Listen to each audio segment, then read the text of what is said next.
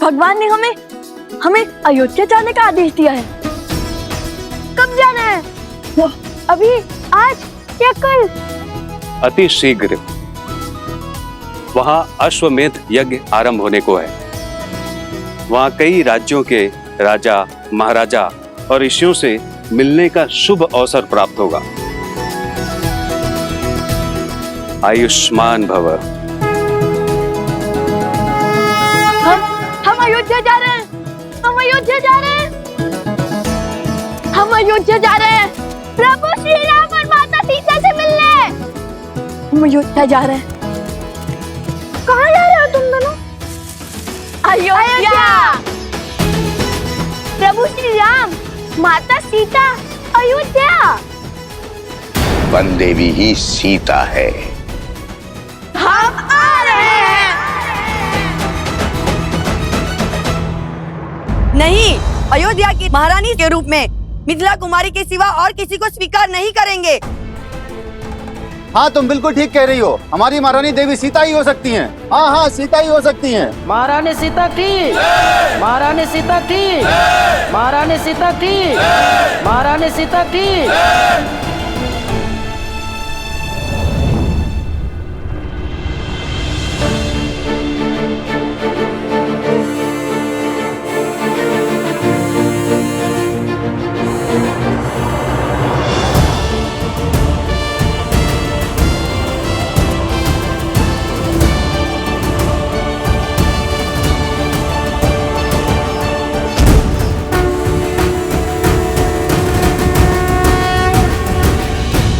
अयोध्या की महारानी आपके समक्ष है।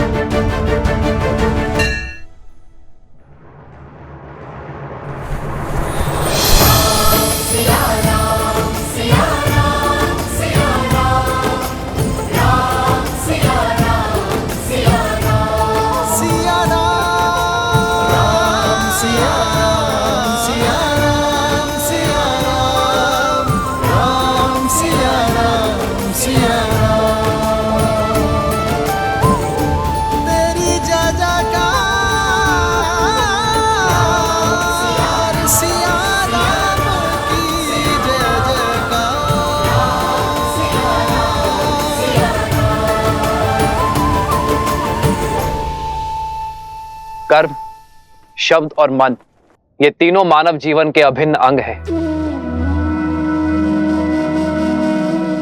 और विवाह वो बंधन है जो पति पत्नी को इन तीनों से बांधता है। ये बंधन अटूट है और जो इससे सरलता से मुक्त हो जाते हैं वो कभी इस बंधन में बंधे ही नहीं। अपनी सीता के बिना ये राम निष्प्राण है और केवल जीव यज्ञ में आहुति देते हैं, निष्प्राण नहीं।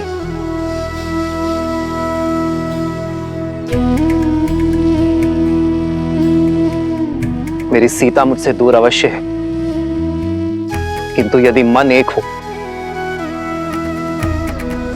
तो तन की दूरी अर्थहीन हो जाती है। बिना कुछ कहे ही पति पत्नी शब्द और कर्म से जुड़ जाते हैं। मुझे अपनी सीता पर पूरा विश्वास है कि मेरी सीता जाग कहीं भी होगी, वो इस अश्वमेध यज्ञ में अर्घ अवश्य देगी। इसलिए मैं अपनी सीता का स्थान किसी और को नहीं दे सकता।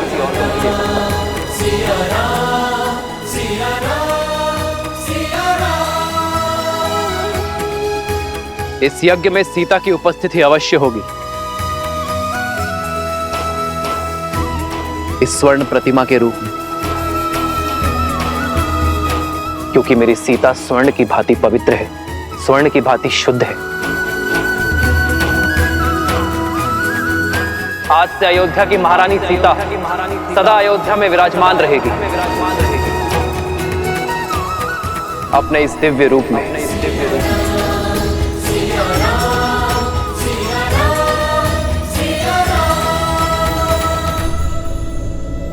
अब आप सभी विद्वान ये निश्चित करें कि मैं इस यज्ञ में आहुति देने का पात्र हूं या नहीं?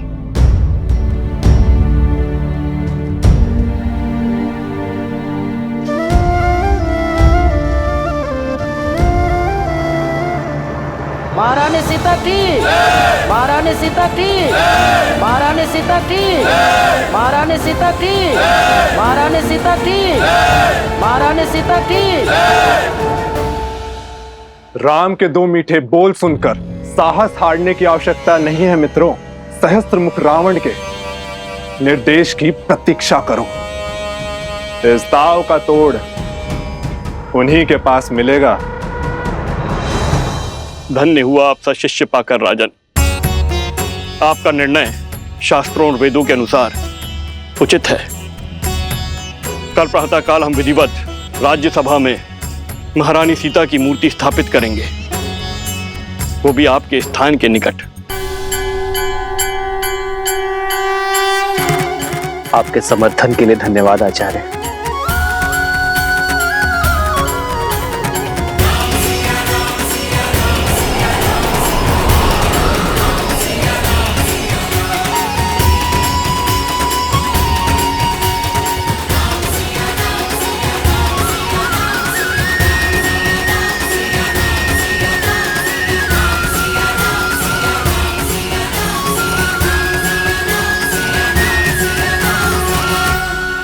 और स्मरण रखना पुत्रों, श्री राम की जीवन यात्रा निस्वार्थता का प्रमाण है। अपने सुखों को त्याग, प्रजा और राज्य की प्रसन्नता के लिए अपनी प्रसन्नता का त्याग और बलिदान का उदाहरण है। समझ गए माता, समझ गए। किंतु जब से हमें अयोध्या जाने का अवसर मिला है, तब से आप हमें त्याग और बलिदान के बारे में क्यों बता रही हैं? जो सत्य है वही बता रही हूँ। अच्छा तुम पूछो, तुम क्या जानना चाहते हो? अयोध्या को, उसके बारे में बताइए ना। उसके मार्ग कितना विशाल है, वन उपवन, उन सब के बारे में बताइए ना हमें। सब मुझसे ही पूछोगे या स्वयं जाकर भी देखोगे? माता, मन में प्रश्न आया। नहीं नहीं, तुम्हारे प्रश्न झेलने की क्षमता नहीं है मुझ में। मैं सोमकरण को बताता हूँ कि हम कल प्रातः प्रस्थान करेंगे।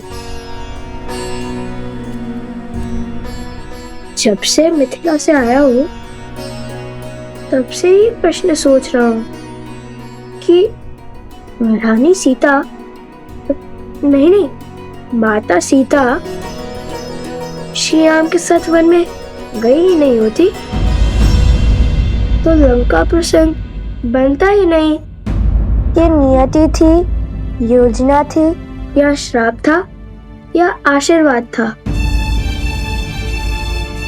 ईश्वर का काज ईश्वर ही जाने। किंतु श्री राम और महारानी सीता के लिए लंका प्रसंग उनके प्रेम का प्रमाण था।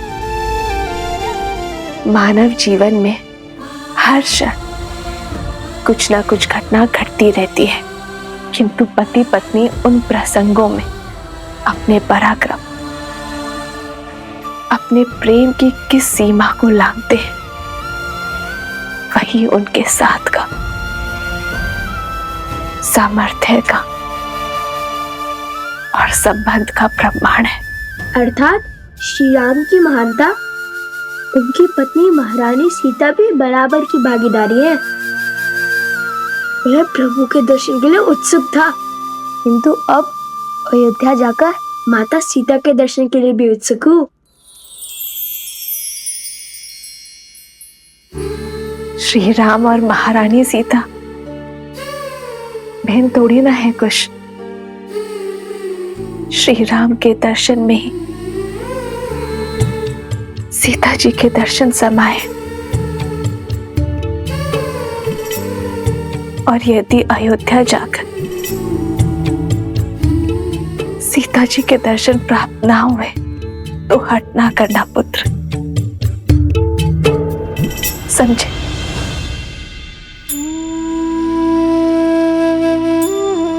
खुश?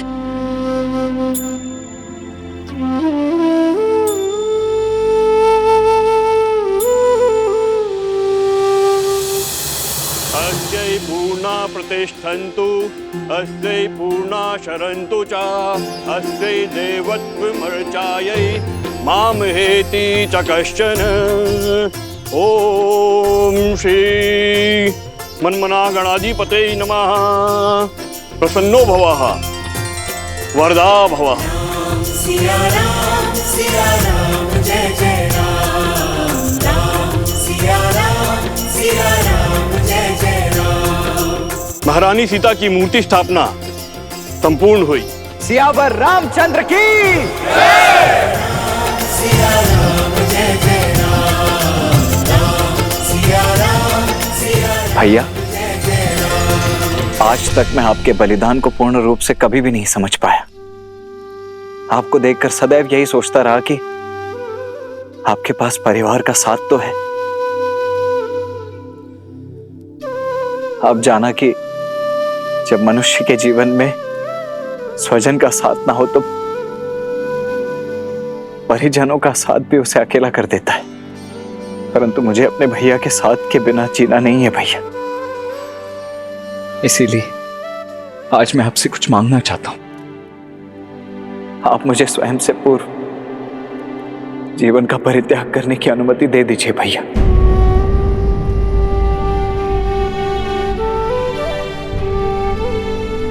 लक्ष्मण,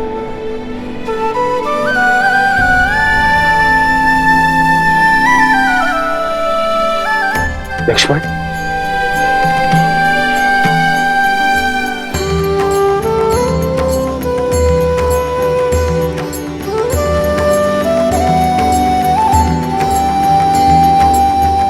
लक्ष्मण, त्याग और सेवा की पराकाष्ठा पार की है तुमने मेरे भाई।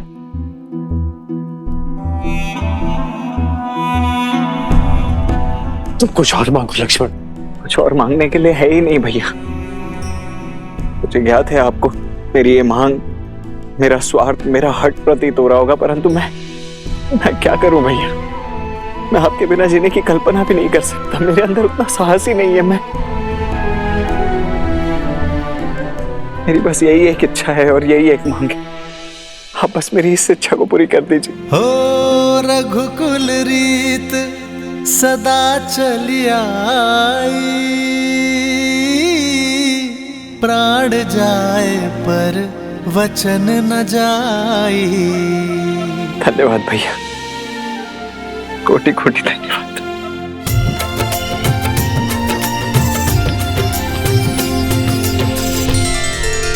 महाराज, मेरी भी एक इच्छा है।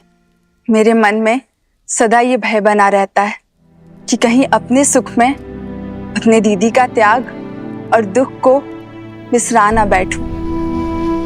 इसलिए वनवास में पहने गए उनके वस्त्र को मैं अपने पूजा स्थल पर रखकर उनकी पूजा करना चाहती हूँ।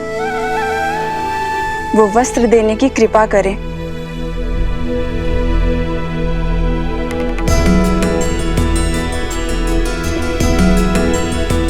तुम्हारी इच्छा अवश्य पूर्ण होगी और मेरा आशीर्वाद भी सदा रहेगा कि आपकी मिथिला नगरी एक पुण्य नगरी के रूप में अयोध्या और काशी के साथ स्पर्धा करेगी। धन्यवाद महाराज। धन्यवाद भैया।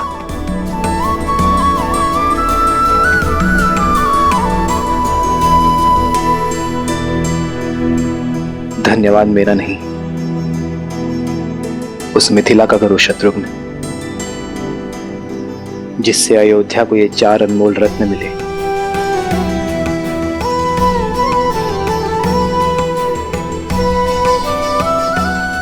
और जिनके तेज से हमारी अयोध्या प्रेम और भक्ति के प्रकाश में नहाई है।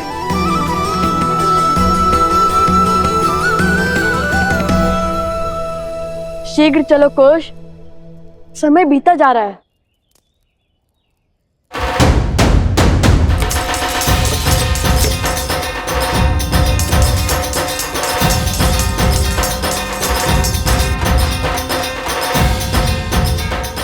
अंततः लव कुश का अयोध्या जाने का शौक पूरा होने वाला है। बजाओ। ठीक है, किंतु ये बैलगाड़ी क्यों ले आए? तुम्हारे लिए। भला ऐसे थोड़ी जाने देंगे हम राजकुमारों को। अर्थात ऋषि कुमारों को अयोध्या। हाँ, इसी सजी धजी बैलगाड़ी में जाएंगे हमारे लवकुश पूरे सम्मान और सुख के साथ। उचित है। और सोमकरण को भी तो इसकी आवश्यकता पड़ेगी। परंतु सोमकरण, तुम्हारी पोटली कहाँ है? यहाँ है।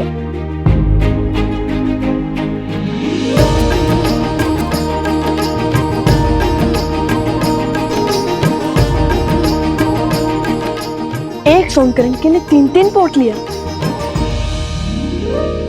केवल सोमकरण नहीं, प्रसूता के साथ साथ तुम्हारे उपगुरु भी तुम्हारे साथ जाएंगे। क्या?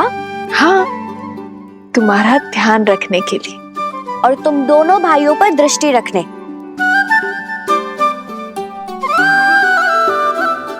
कहाँ है कुश? ओहो कुश, अब आ भी जाओ। देखो हमारे साथ चलने के लिए कितने यात्री सज्ज हो गए।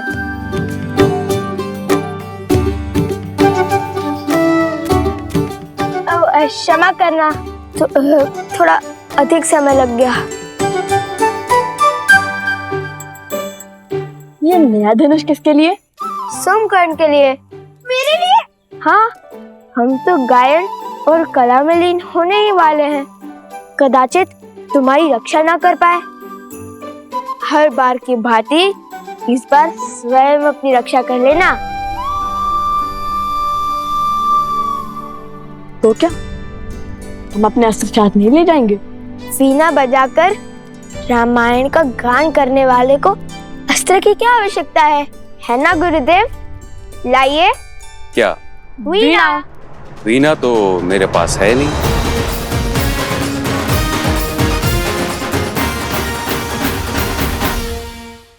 क्या हुआ? मुख क्यों उतार लिए? यदि भगवान वाल्मीकि तुम्हें रिक्त हाथ अयोध्या भेज रहे हैं तो इसके पीछे कोई ना कोई कारण अवश्य है। पुत्रों, अपने मन में विश्वास लेकर आगे बढ़ो। मुझे पूर्ण विश्वास है कि तुम दोनों मिथिला की भांति अयोध्या जाकर सबका हृदय जीत लोगे।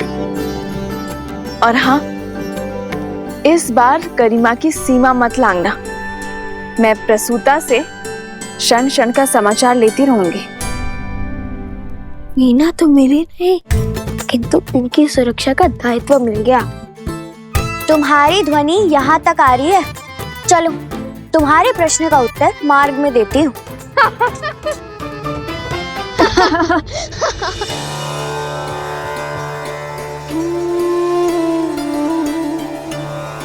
तुम्हारा सबसे बड़ा स्वप्न पूर्ण होने वाला है। जिस अयोध्या का आज तक केवल नाम सुना था, उसे देखने का सौभाग्य मिलने वाला है। धर्म की इस नगरी में बिताए एक एक क्षण को एक एक जन्म की भांति जीना। और हाँ, जब भी रामायण का गान करो तो सुनने वालों को अपने शब्दों और अपने भावों से उनकी यात्रा को सुख देना। अवश्य माता, हम ऐसा गीत गाएंगे कि सब मंत्र मुक्त हो जाएंगे, है ना कुश? हाँ माता, किंतु हमारे पास वीणा होती तो हमारा सुर और भी सुंदर हो जाता। परंतु छोड़िए, ईश्वर की लीला ईश्वर जाने।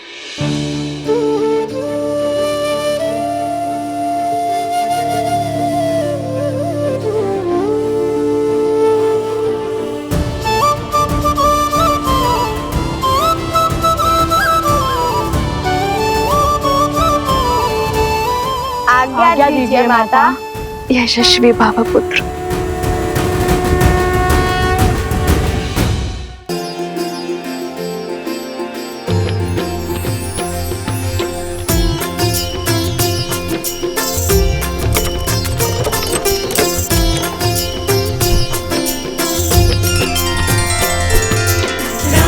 सिया राम जय जय राम, राम सिया राम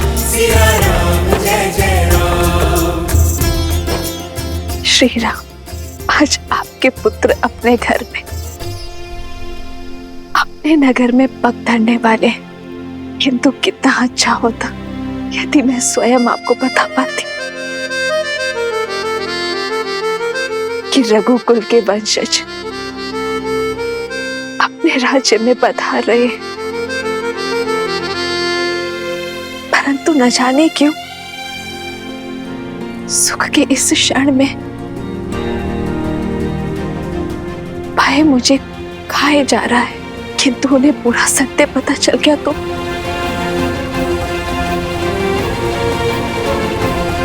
बस उनके कोमल हृदय को सत्य का घातक आघात न लगे।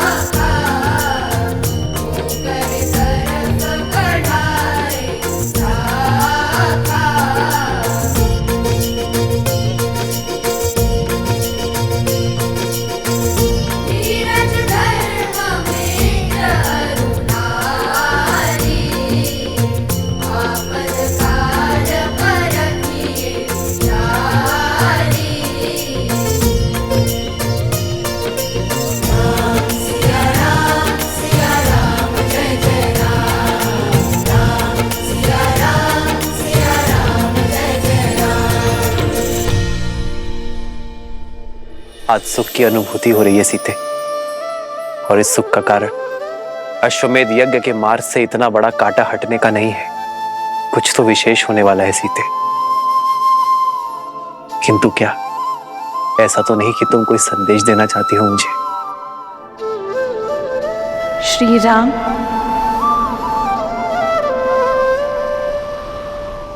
सीते,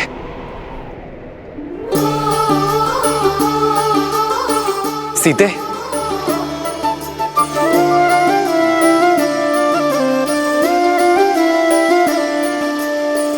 जन्म जन्म का है ये संगम, राम रतन सीता वैभव धन। एक है पौरुष एक समर्पण, एक है रूप तो दूजा दर्पण। राम है लोचन सीता दृष्टि, राम है बादल सीता वृष्टि।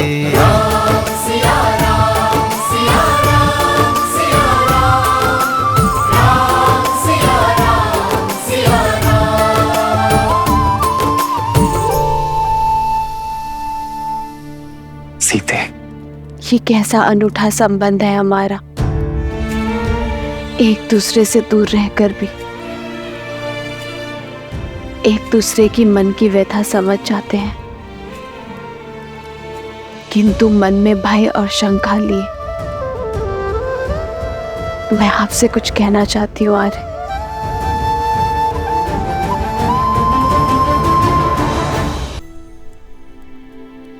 यदि मैंने आपके निर्णय को प्रभावित किया तो ये हमारे तक की मर्यादा का उल्लंघन होगा। कैसा भय सीते, कैसी शंका? मन से मन के जुड़े इस संबंध में मुझसे कुछ मत छुपाओ सीते। जीवन में पहली बार मेरा हृदय भयभीत है। भविष्य की आशंकाएं वर्तमान को विचलित कर रही है। हमने एक दूसरे को वचन दिया था ना कि हमारे ये आत्मा का मिलन हमारे तप में वृद्धि करेगा, हमारी भावनाओं को मार्गदर्शन देगा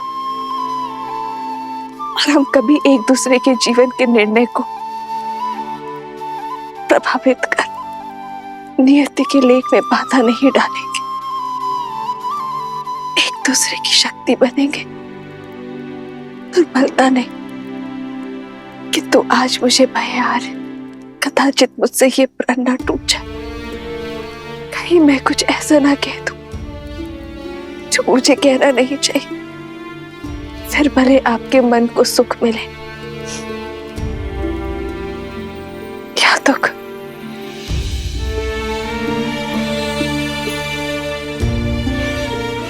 समझ गया सीते, इतने वर्षों तक तुम अकेले तप करती हुई आई और अब इस तप को भंग करने का कोई अर्थ नहीं है। सीते, तुमने मुझे अश्वमेध यज्ञ पूर्ण करने का मार्ग दिखाया है। कदाचित हमारे अंतर्मन की सीमा भी यही है।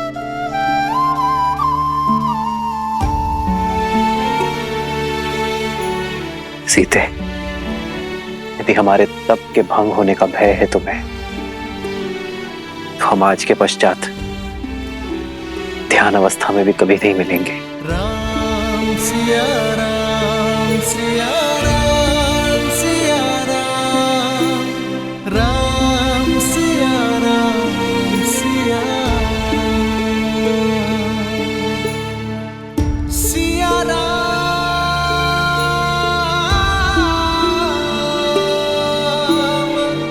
सिया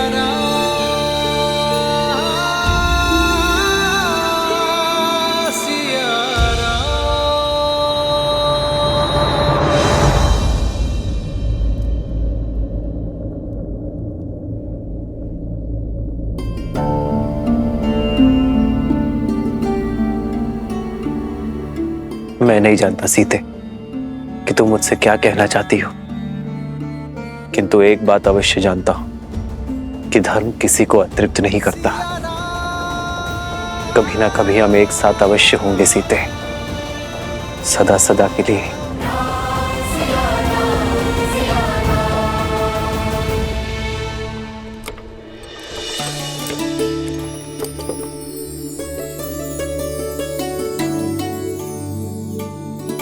लड्डू,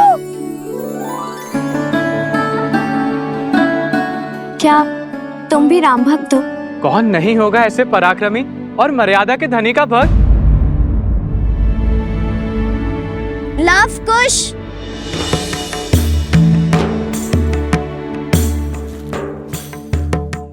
ये लो लड्डू खा लो, कब से गा रहे हो, थक जाओगे। लो। नहीं नहीं, थकान और अज्ञान मिटाने के लिए श्री राम नाम ही बहुत है हमारे लिए, और इस लड्डू की क्या आवश्यकता है?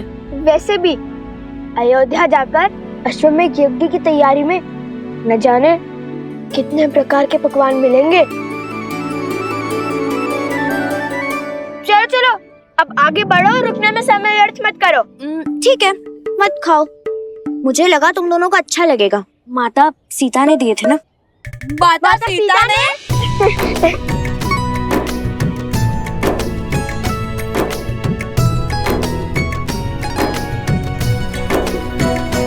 अरे मैं तो जल्दी जल्दी खाने की बात कर रहा था, बैलगाड़ी रोकने की कोई आवश्यकता नहीं है। चलो अब चले, अयोध्या पहुंचना है ना। कोई बचाओ हमें, बचाओ हमें, बचाओ, बचाओ हमें, बचाओ हमें, बचाओ।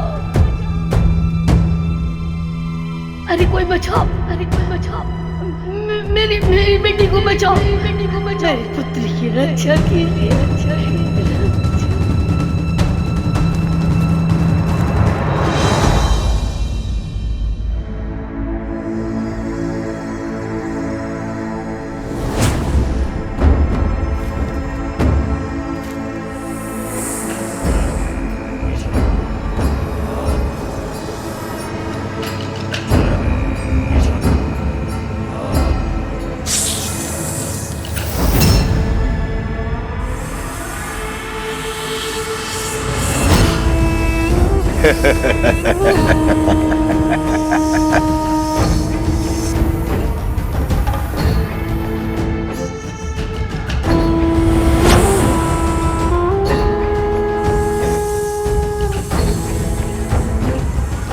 स्मरण रहे, ये राम की दृष्टि के सामने मुक्त होने चाहिए, ताकि राम अपनी आंखों से अपनी विफलता देख सके।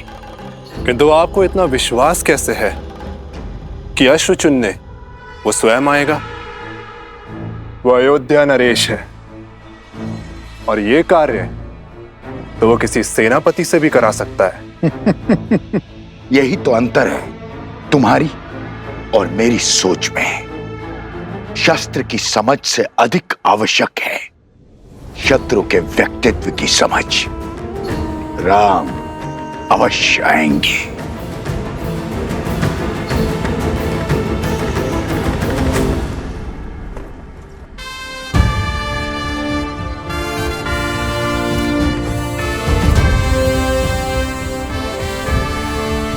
भैया, मैं राज्य के सर्वोत्तम अश्वों को चुनकर यहां ले आता हूं। आप उन्हीं में से किसी एक का चुनाव कर लीजिएगा। जी भैया, और उन अश्वों को अभी सरयू घाट पर स्नान करवाया जा रहा है। वे आते ही होंगे। जब एक राम वहां जा सकता है तो इतने अश्वों को यहां लाने की क्या आवश्यकता है? एक सच्चा शासक सदा अपनी सुविधा से पहले साधन और संसाधनों को रखता है। जैसी आपकी आज्ञा। आचार्य, लगता है अयोध्या के महाराज की सेवा में आपके पढ़ाए प्रशासनिक पाठ भूल गए सब।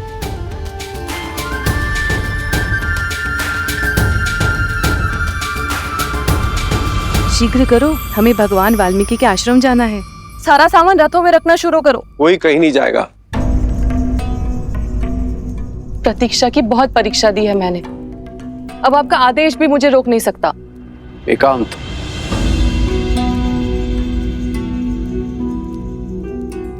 हट मत करो सुनैना, तुम वहां नहीं जा सकती। क्यों नहीं जा सकती? मेरा हृदय चीख चीख कर कह रहा है कि वो मेरी सीता के ही पुत्र हैं, और सीता वहां भगवान वाल्मीकि के आश्रम में वनवासियों का जीवन जी रही है। हृदय तो मेरा भी यही कह रहा है, किंतु भूल गए इन बालकों ने क्या कहा था। उनकी माता ने उन्हें सीख दी है कि हमें बीते हुए कल की ओर नहीं, आने वाले कल की ओर देखना चाहिए। बीता हुआ कल ही तो आज की नींव है, उसे मैं कैसे भूल जाऊं? कौन है? कौन है? बचाओ हमें, कोई बचाओ हमें, बचाओ हमें, बचाओ, बचाओ।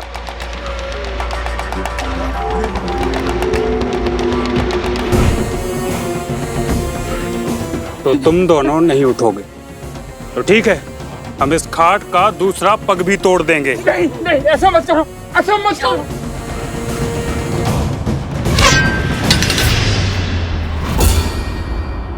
ए, कौन है? सामने आओ।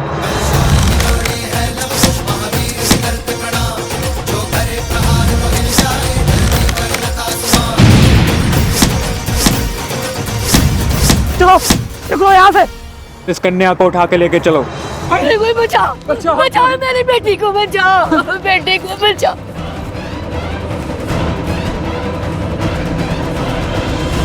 सुनैना, भगवान वाल्मीकि त्रिकालदर्शी हैं, और यदि हमारी पुत्री सीता और उसके बालक उनके आश्रम में आश्रय पा चुके हैं तो क्या बिना उनकी अनुमति के वहां जाना उचित होगा? सुनैना, तुमने देखा नहीं वो बालक कितने मेधावी, तेजस्वी हैं, कितने प्रशिक्षित हैं। भगवान वाल्मीकि की इच्छा को समझो और उसे पूर्ण करने में उनका सहयोग दो। और ये भी तो हो सकता है कि श्री राम और सीता ने ये निर्णय मिल के लिया हो, तो हमें उनकी इस तपस्या को भंग नहीं करना चाहिए।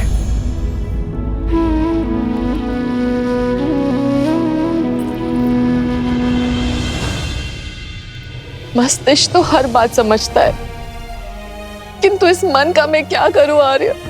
इस दुख का मैं क्या करूं? सुनैना,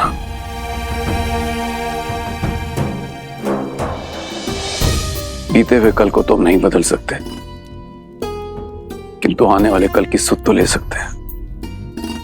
चलो अयोध्या चलते हैं।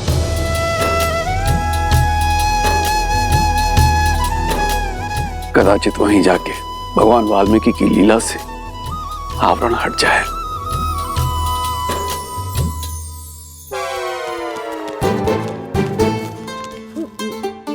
तुम ठीक हो? हाँ, वो तो लव कुश ने सबको मार भगाया, अन्यथा मेरा शौर्य देख दिया आप।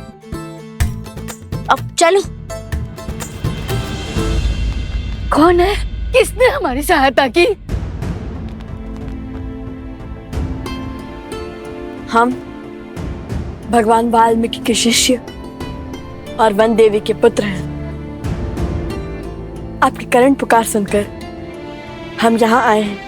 पुत्र, हम वृद्ध और दृष्टिहीन हैं। हमारी पुत्री कहाँ है? वो दुष्ट कहीं उसे उठाकर तो नहीं ले गए? पुत्री, मेरी पुत्री की रक्षा कीजिए। वो जो कन्या यहाँ मूर्छित पड़ी थी, वो आपकी पुत्री है। हाँ। आप दोनों बैठे क्यों हैं और उठकर उन दुष्टों से लड़े क्यों नहीं? हमने ब्राह्मणी सरस्वती का व्रत लिया। हम इस घाट पर से उठ नहीं सकते, पर वो दुष्ट इस घाट के नीचे गड़े हुए धन को लेना चाहते हैं। उन्होंने हमारे 4 पुत्रों को मार डाला, हमारी घाट का पांव भी तोड़ डाला। बड़ी मुश्किल से हमारी पुत्री ने ये 4 भाई बचाई है, और अब उनकी शक्ति दिनों दिन बढ़ती जा रही है। वो हमारी शक्ति को, हमारी साधना को, हमारे जाप को भंग करना चाहते। रक्षा कीजिए, हम पर कृपा कीजिए। भैया,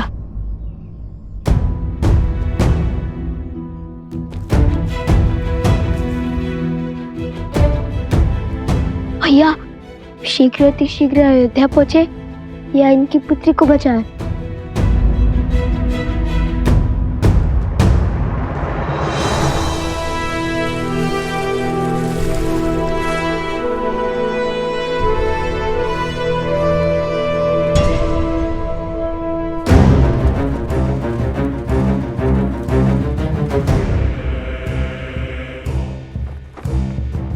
शत्रु को बड़ा सटीक समझा महाराज सहस्त्रमुख ने।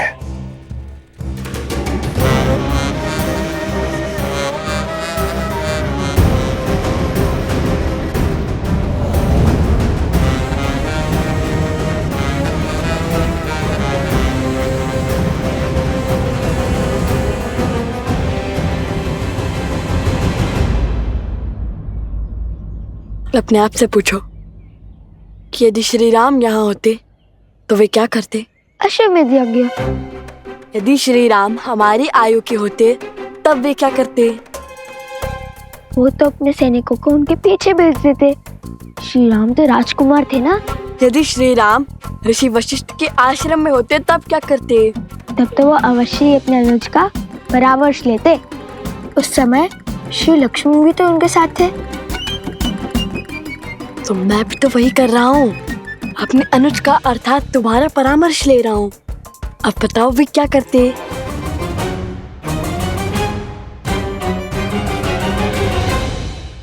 अब बताओ वे क्या करते? ओह, इस प्रश्न का उत्तर तो बहुत सरल है। श्री राम सब कुछ छोड़कर उनकी पुत्री की रक्षा करते। हम भी तो श्री राम के भक्त हैं, तो श्री राम को यहीं से प्रणाम करकर हम उनकी पुत्री की रक्षा के लिए जाएंगे।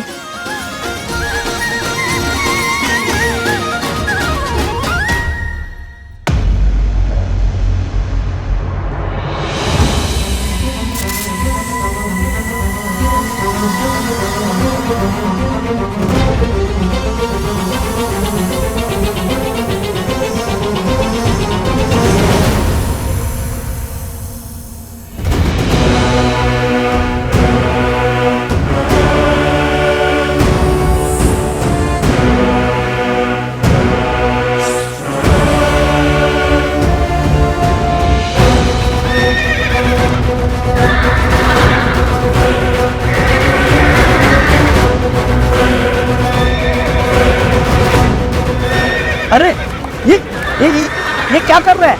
इन अक्षरों को संभालो कोई।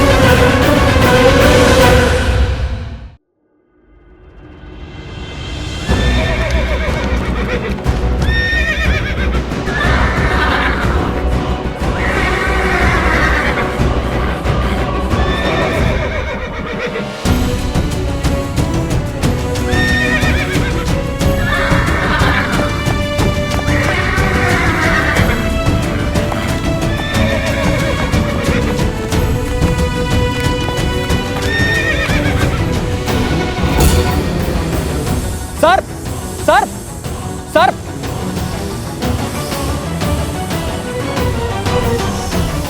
रुको।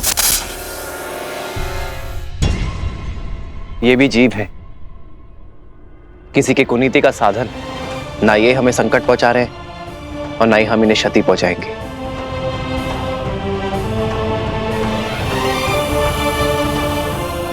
हनुमान, प्रभु, इन्हें इनके उचित स्थान पर पहुंचा दो।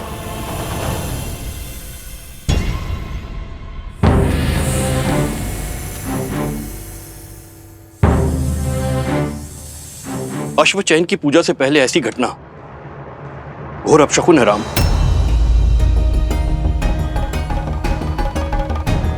अब कैसे चुनेंगे अश्व? कोई बात नहीं, बचे हुए अश्वों में से ही किसी एक का चुनाव कर लेते हैं।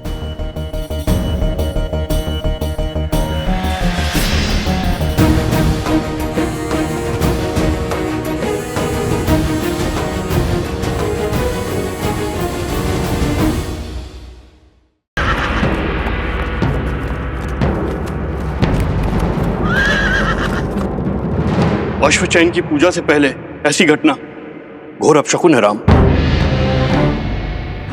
अब कैसे चुनेंगे अश्व? कोई बात नहीं, बचे हुए अश्वों में से ही किसी एक का चुनाव कर लेते हैं।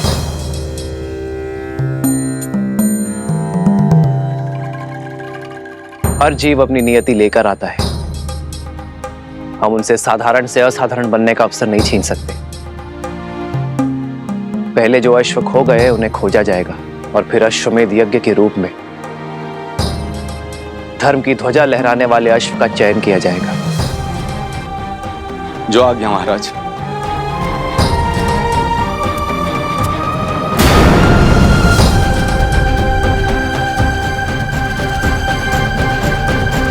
ध्यान से सुनो, तुम सब यही रुको और इन वृद्ध दंपति की रक्षा करो। मैं और भैया उन दुष्टों से इनकी पुत्री को बचा कर लाते हैं। आप चिंतित ना हो, निश्चिंत रहिए, शीघ्र ही आपकी पुत्री यहाँ होंगी। आयुष्मान हो। चलिए भैया। भैया, सोमकर्ण को भी ले चले। क्यों? तुमने तो कहा था कि मैं सदा फंस जाता हूँ। तभी तो साथ ले जा रहे हैं। हमारी दृष्टि के सामने फंसोगे तो हमें तुम्हें बचाने में सरलता होगी। यहाँ आए और पता चला तुम खो गए, फिर कहाँ खोजते रहेंगे तुम्हें। चलो अब।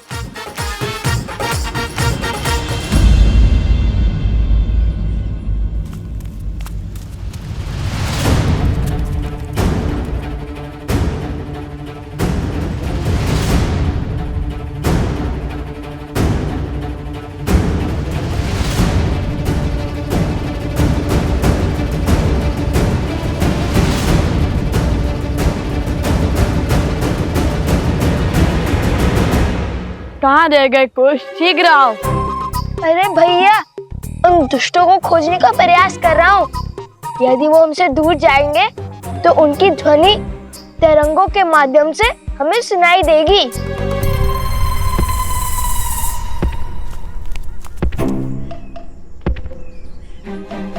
कुछ सुनाई दिया? हाँ हाँ, बहुत स्पष्ट तरंग आ रही है उत्तर की ओर से।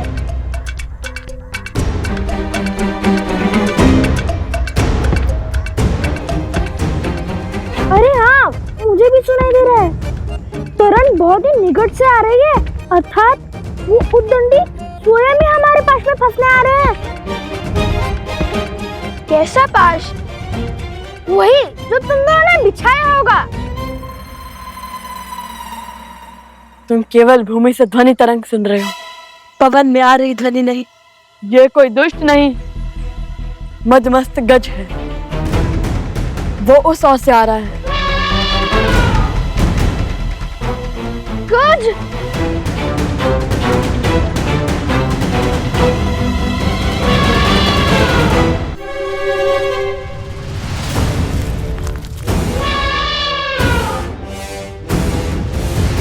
तैयार? तैयार।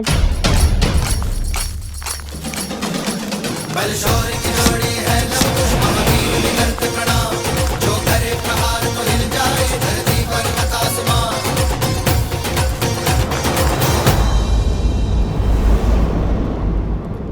अपने पुत्रों पर मंडराते संकट का आभास हो रहा है मुझे ऋषिवर। सोचा भगवान वाल्मीकि से बात करूं, किंतु वो ध्यान में लीन है। आप निश्चिंत रहिए, मैं भगवान वाल्मीकि से बात करूंगा। आप अपनी कुटिया में विश्राम कीजिए, मैं अति शीघ्र भगवान वाल्मीकि का संदेश आप तक लेकर आता हूं।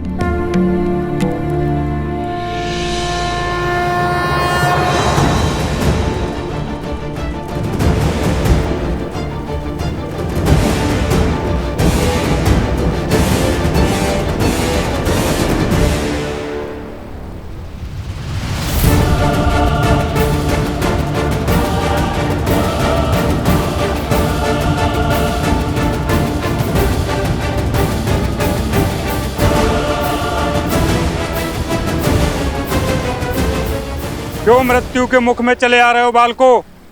लौट जाओ। लौटना तो तुम्हें होगा। छोड़ दो उस कन्या को और वचन दो कि कभी उन वृद्ध दंपत्ति को नहीं सताओगे। हमसे मुक्ति चाहते हो तो इन्हें मुक्त करो। राम भक्त हैं हम, शब्दों से डिगेंगे नहीं। अच्छा, तो फिर आओ और ले जाओ इसे।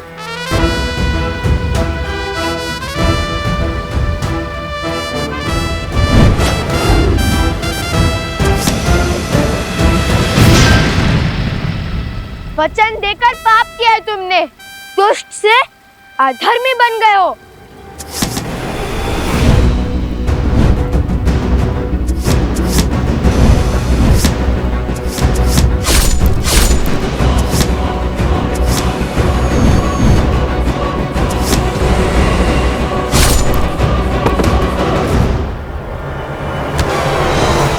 अरे तनिक बल से प्रत्यंचा खींचो सोमकर। देखो ऐसे।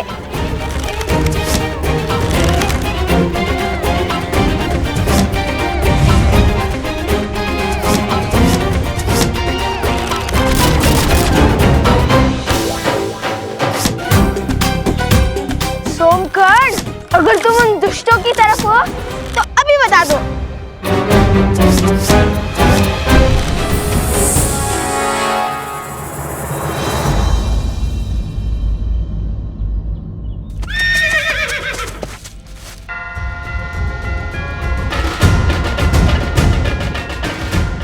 लगता है अश्व आस पास ही है।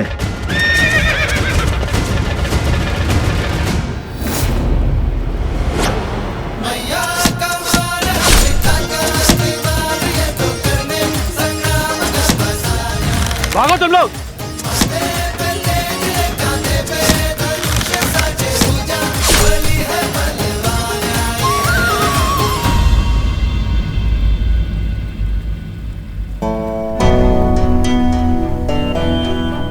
उठो, आंखें खोलो। कुश, थोड़ा सा जल लेके आओ। उठो।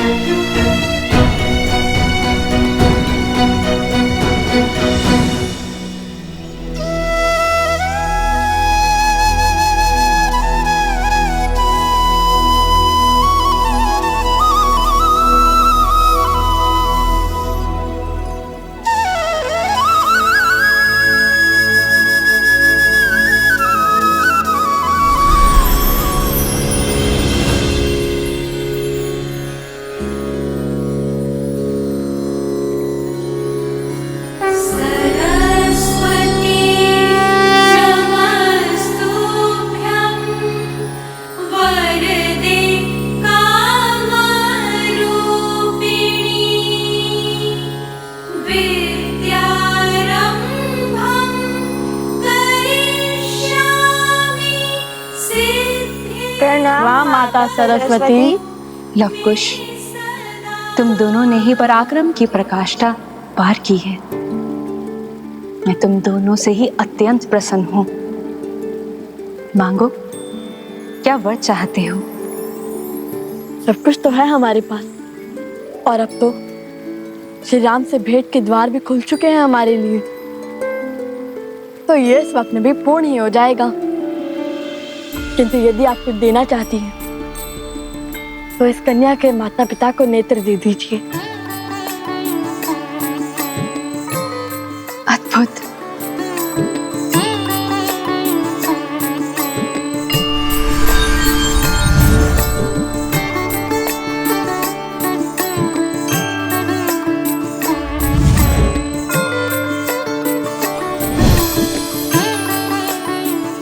ये भगवान विष्णु का प्रतिरूप दिव्य शालिग्राम है। ये उस दंपत्ति को दे देना, उनकी दृष्टि लौट आएगी।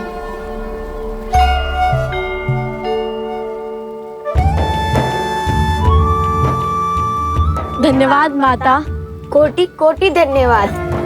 तुम दोनों ने अपना स्वार्थ छोड़ के दूसरों का कल्याण चुना। तुम दोनों का अपनी इच्छाओं पर पूर्ण नियंत्रण है। ये दुष्ट तुमने परास्त किया है, ये इच्छाओं का स्वरूप है। कुछ समझ नहीं आया माता। धर्म के 4 पग हैं। सत्य पूर्ण होने से 3 पग रह गए थे। जब धर्म का एक और पग टूटेगा, अर्थात त्रेता पूर्ण होगा और द्वापर युग का आरंभ होगा, धर्म का पालन करना अधिक कठिन हो जाएगा।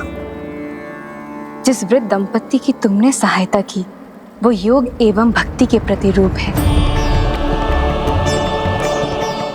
ये दुष्ट वास्तव में इच्छाएं हैं। जैसे जैसे इच्छाएं बलवान होती है, वैसे वैसे ही भक्ति आडंबर बन जाती है और योग केवल शारीरिक श्रम बन जाता है। स्मरण रखना लवकुश, जिसका मन मर्यादा में हो वो पुरुषोत्तम होता है। मर्यादा पुरुषोत्तम तो श्री राम है, और जब तक वो इस भूमि पर है, धर्म को किसका भय? हम अयोध्या जाकर श्री राम कथा का गान करने ही तो आए थे। तो फिर इसलिए मैं अपनी ओर से तुम दोनों को एक भेंट देती हूँ। इसे आशीर्वाद समझ के अपने पास रख लो।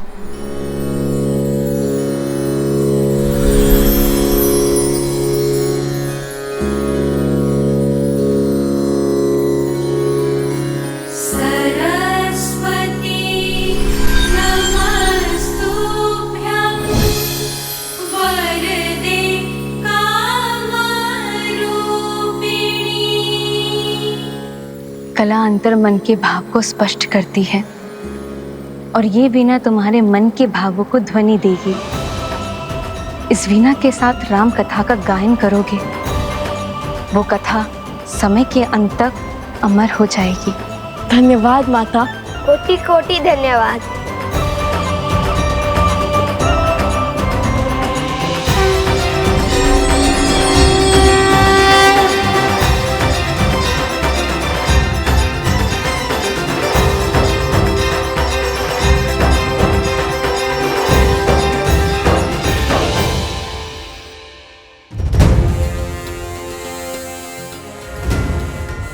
तनिक ऊपर से देखना होगा।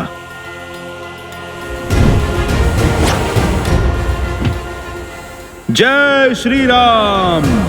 बजरंग बली हनुमान, जय जय महाबली हनुमान। भैया, मुझसे तो प्रतीक्षा ही नहीं हो रही। मन कहता है इसे अभी बजा कर देखूं। माता सरस्वती ने कहा था कि ये हमारे मन के भावों को ध्वनि देती है, इसलिए हम इससे राम भक्ति की धुन में गुंजाते हैं।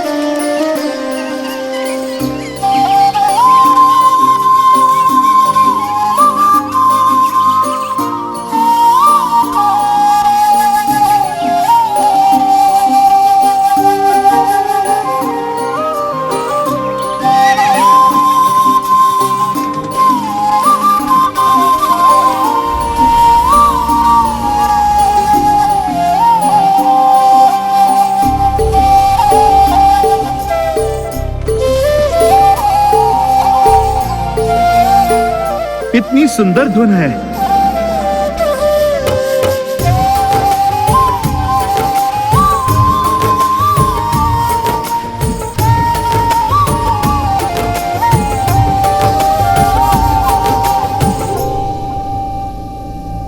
गुरुवर,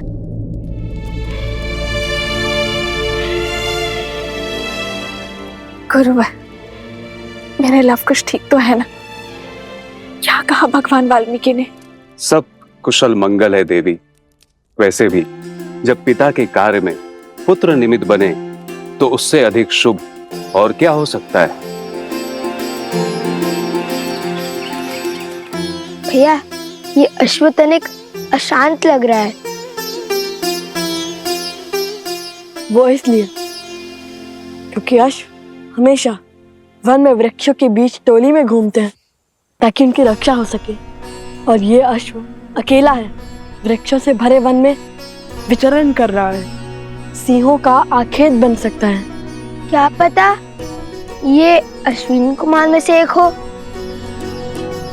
वैसे भी पग पग पर हमारी परीक्षा हो रही है।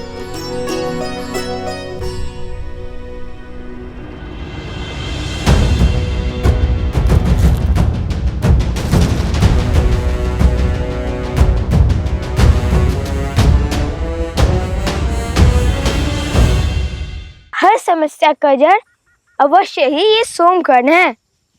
जब भी हमारे साथ रहता है तब कोई ना कोई संकट आ पड़ता है। नहीं नहीं, सत्य कुछ और है। जब जब मैं तुम दोनों के साथ रहता हूँ तब तब मुझ पर विपत्तियों का पहाड़ आ पड़ता है।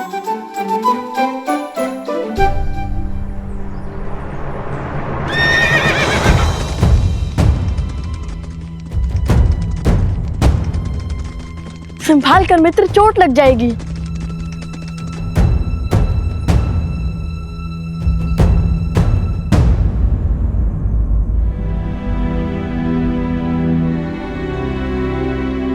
अति उत्तम भैया। ये तो अधिक उत्तेजित लगता है। जब मुझे उत्तेजना होती है तब माता मुझे राम नाम स्मरण करवाती है।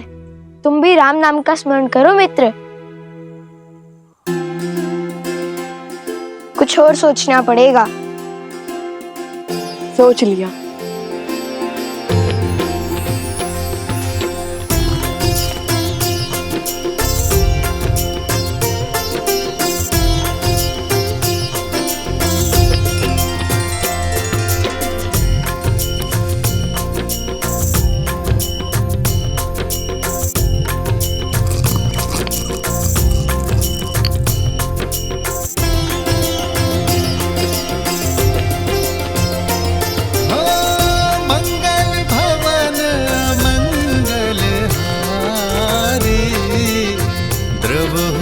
दशरथ अजर बिहारी होई सोई जो राम रचि राखा को करी तरन बढ़ावे साखा। अद्भुत युक्ति लगाई भैया, किंतु श्री राम के नाम के साथ माता सीता का भी नाम लिखकर देखिए, संपूर्ण रूप से शांत हो जाएगा।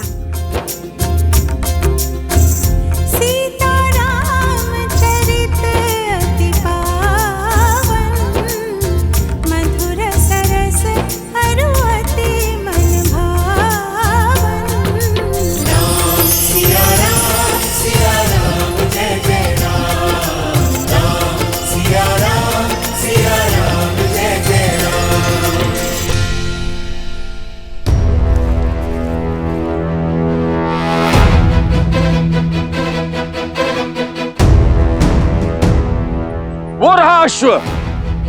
भैया भागो। अरे कहाँ भाग रहे हो? विपत्ति से दूर। पहले तुनीर का चोर समझकर हमारे पीछे भागे, उसके बाद वो अश्व का स्वामी, और अब इसे खोजने भी कोई आ रहा है। जिनका अश्व है वो आ गए हैं।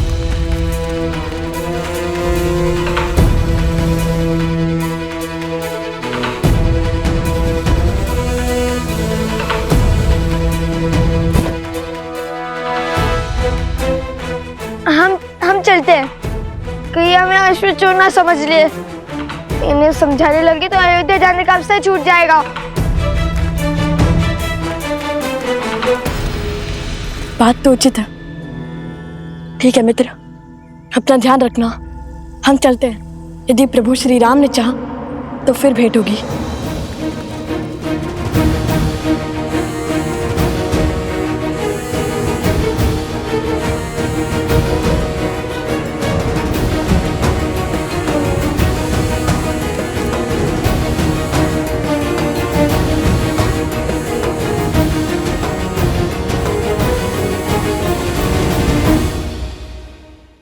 हम चलते हैं।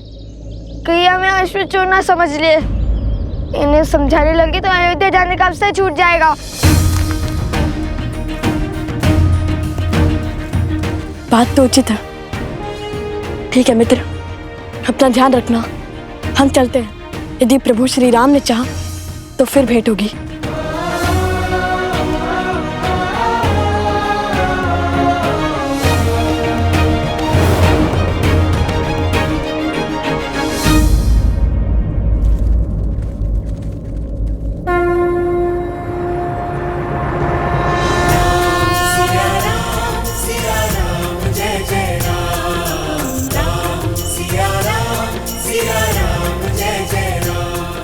माता सीता और प्रभु का नाम किसने लिखा है इस अश्व पर? अवश्य ही कोई राम भक्त होगा।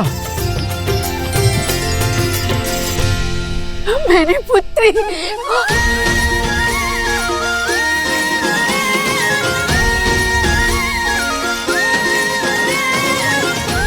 जय श्री राम। जय श्री राम।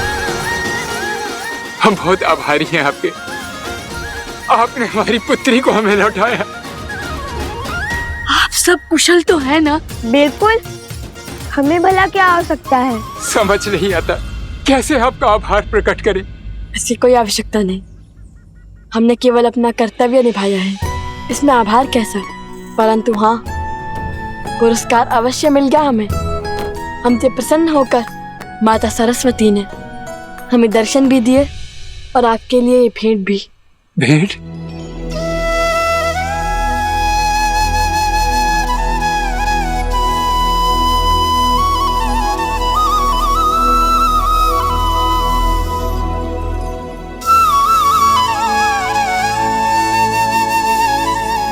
ये तो साक्षात नारायण का स्वरूप शालिग्राम प्रतीत होता है। ये शालिग्राम ही है, और यदि ये माता सरस्वती ने दिया है तो इसमें अवश्य ही कोई गुण बात होगी।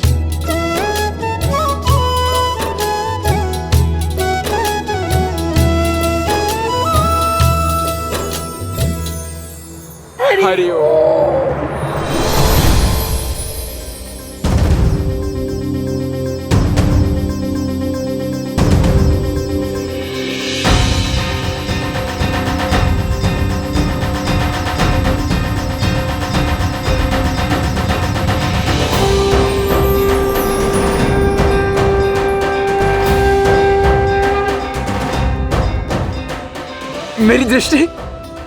मेरी दृष्टि वापस आ रही है। मैं अपनी पुत्री को देख सकता हूँ। मेरी दृष्टि वापस आ गई।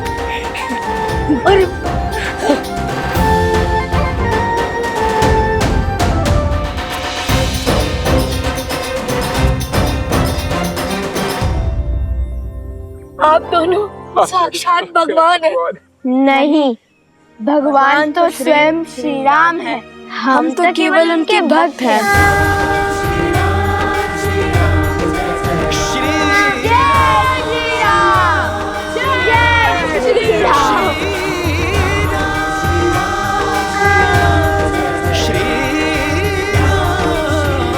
प्रभु, जब तक हम पहुंचे तब तक वो राम भक्त जा चुके थे।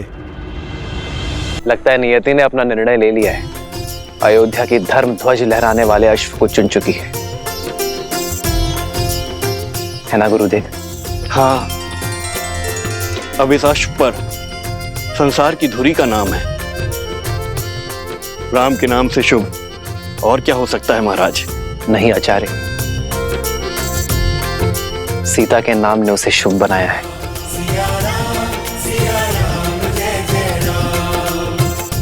कल अयोध्या की धरा में अश्वमेध यज्ञ का शंखनाद होगा। धर्म की जय हो, रघुकुल की जय हो।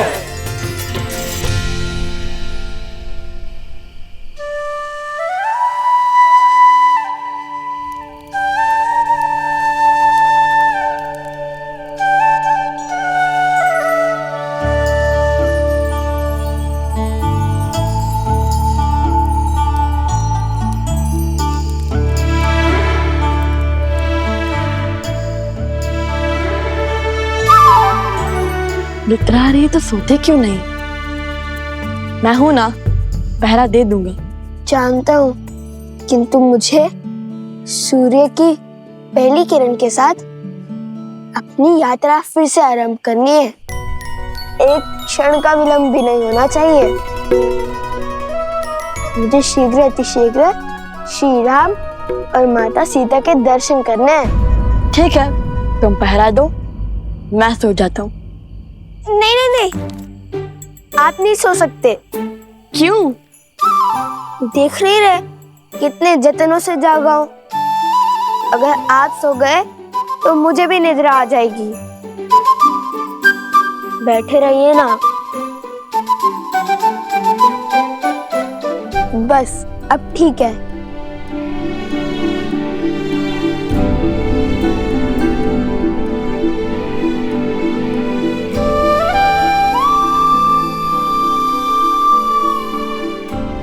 कितने भोले हैं ये। इन्हें लगता है राजकुमारी सीता अभी भी अयोध्या में ही है।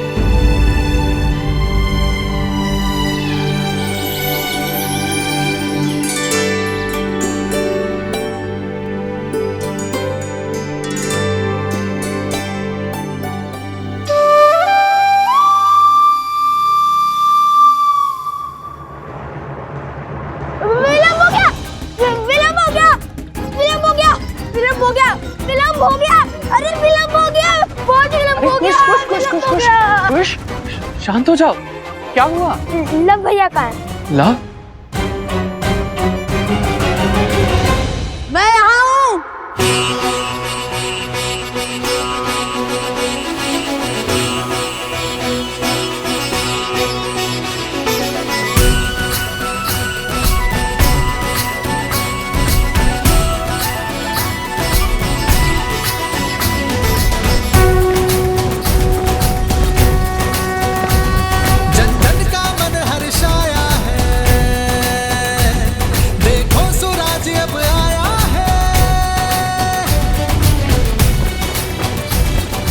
कर लो दर्शन धर्म का साम्राज्य, श्री राम का राज्य अयोध्या है ये। कर स्थापित मर्यादा, संसार के पाप को हर कुंठा करने तारम, हरि आए हैं बन के नर। लगता है ये सब अश्वमेध यज्ञ देखने आए हैं। ये तो पूरा संसार अयोध्या आ गया है। ऐसे में लगता है श्री राम तुम्हें एक क्षण भी दे पाएंगे।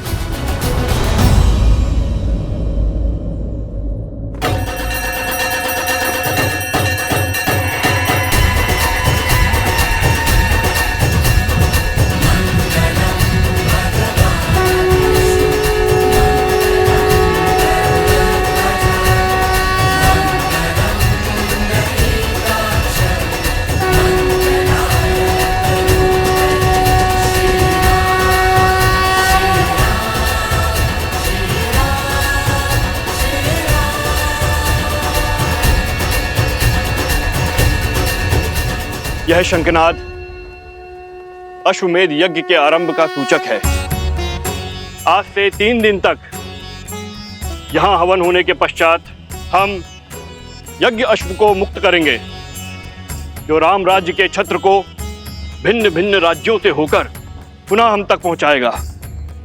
अश्व के लौटने के साथ ही यह यज्ञ पूर्ण हो जाएगा। अब अनेकों राज्यों के राजा जो इस यज्ञ में अपना समर्थन और साथ देने आए हैं, वो श्री राम को सम्मान स्वरूप अपनी अपनी ध्वजाएं भेंट करेंगे, जो अटूट संधि का प्रतीक है।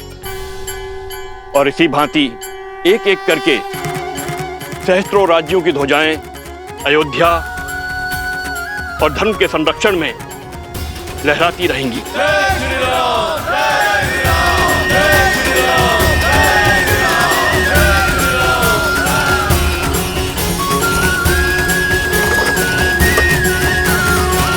लगता है अश्वमेध यज्ञ आरंभ हो गया। भैया फिर उपगुरु की बात सच ना हो जाए, हम श्री राम से मिल तो पाएंगे ना? जो साहस नहीं हारते कुश, हमें हमारे आराध्य के दर्शन अवश्य मिलेंगे। काशी नरेश अपने ध्वज के साथ पधार रहे हैं।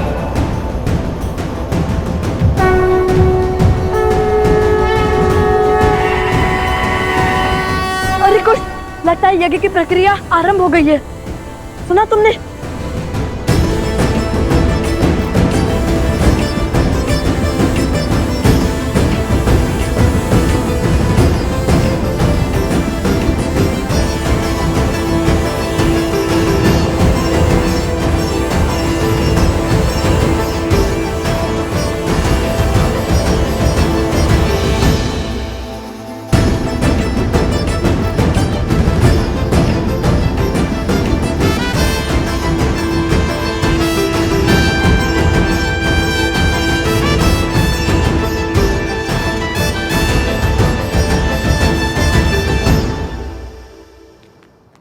वो देखो, काशी का ध्वज।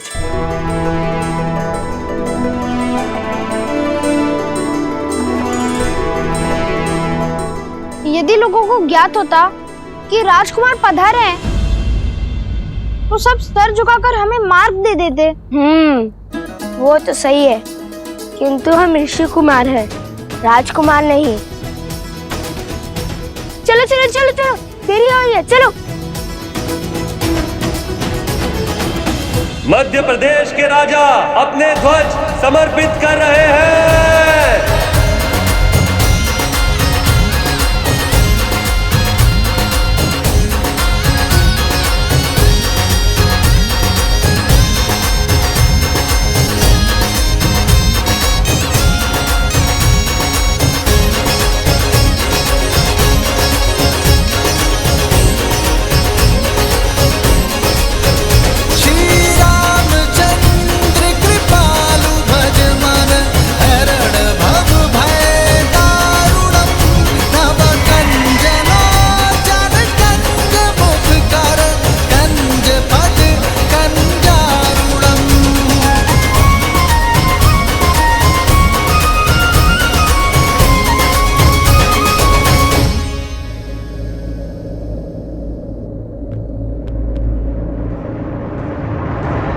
रुको,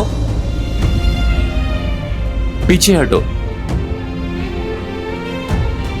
ऋषि कुमारों, क्षमा करना, आप अंदर प्रवेश नहीं कर सकते। बटुकों के लिए भोजन शयन आदि का प्रबंध उस ओर है, वहां जाएं। हमें ना भूख है ना प्यास, हमें है आस श्री राम से मिलने की। आप क्यों चिंता करते हैं महाराज, यहाँ यज्ञ तो कई दिनों तक चलेगा। कृपया हमें हमारा कार्य करने में सहायता करें और आगे से बाईं ओर मुड़ जाए। किंतु वो तो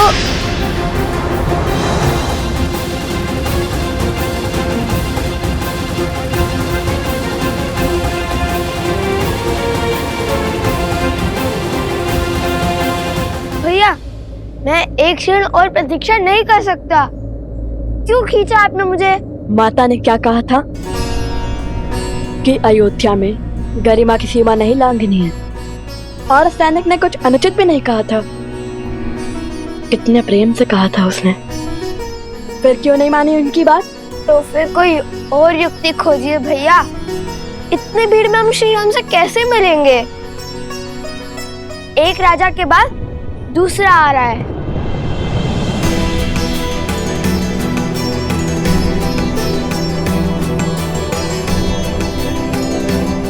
उचित कहता है सोम, हम राजकुमार होते तो अब तक मिल लेते श्री राम से।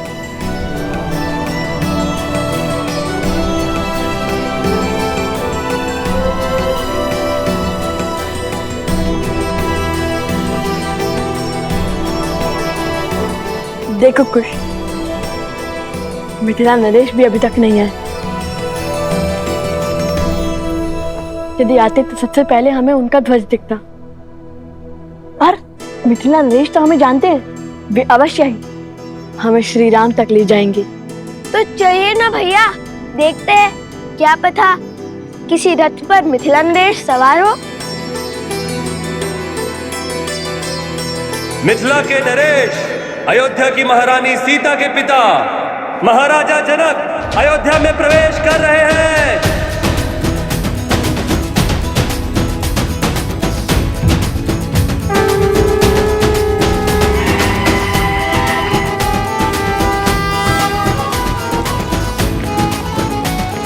महाराज महाराज महाराज महाराज जनक की, महाराज जनक की, महाराज जनक की, महाराज जनक की, महाराज जनक की, महाराज जनक की, महाराज जनक की, महाराज जनक की, महाराज महाराज महाराज महाराज जनक की, महाराज महाराज महाराज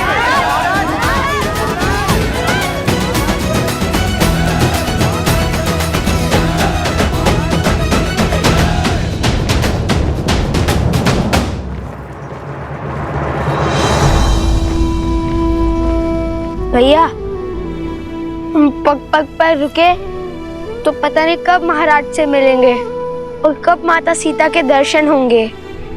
अब क्या करे भैया, यहाँ तो सहस्त्र साधु संत हैं।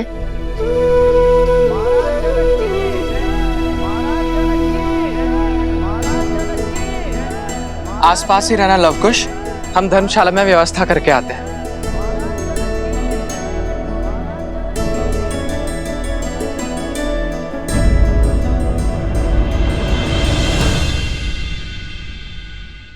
महाराज जनक की, महाराज जनक की, महाराज जनक की, महाराज जनक की।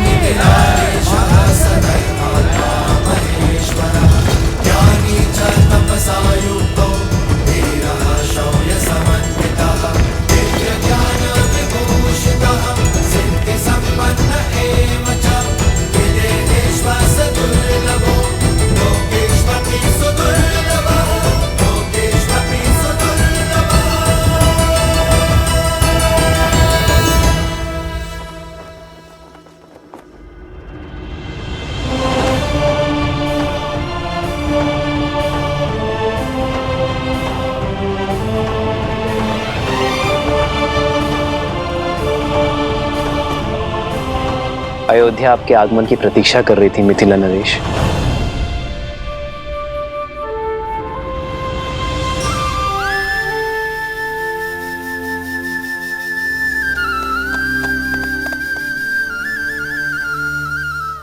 भैया, यदि सैनिक हमें ऐसे ही दान भोजन में व्यस्त रखेंगे तो हम श्री राम और माता सीता से कैसे मिलेंगे? माता कहती है कि कई बार दृष्टिकोण बदलने से समस्या का हल अवश्य मिल जाता है कुश। हमारा लक्ष्य श्री राम और माता सीता है। दृष्टिकोण बदलने के लिए या तो हमें कुछ ऐसा करना होगा जिससे हम श्री राम के पास जाए, है तो श्री राम हमारे पास आए। भैया, हम कौन से बड़े महान राजा, साधु या फिर कलाकार हैं जो महाराज हमसे मिलने आएंगे या हमें अपने पास बुलाएंगे? अगर माता ने गरिमा में नहीं रहने को कहा होता तो मैं अपनी बाण से ऐसी कला दिखाता कि मिथिला की भांति अयोध्या हमारे नाम का गुणगान गाती। तो साधारण से ऋषि कुमार से अयोध्या नरेश क्यों मिलने आएंगे?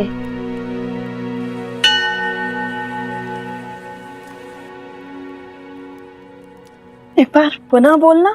दो साधारण से ऋषि कुमार? ये नहीं, उससे पहले जो बोला था। भानु से कला का प्रदर्शन? उससे भी पहले। हम कौन से कोई महान राजा, साधु या कलाकार है। क्यों? सत्य ही तो कहा था मैंने। कला कुश, कला।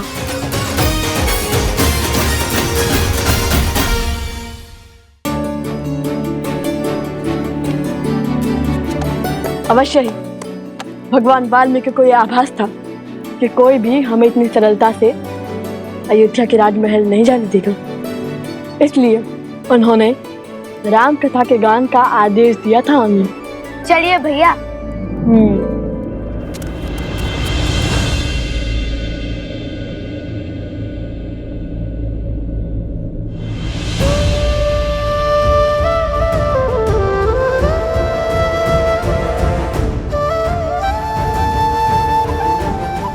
अश्वमेध की आहुति तो सपत्नी दी जाती है, अर्थात अब दूसरे विवाह के लिए सज है। जब आप अयोध्या पधारिएगा तो स्वयं मेरी पत्नी को देखिएगा।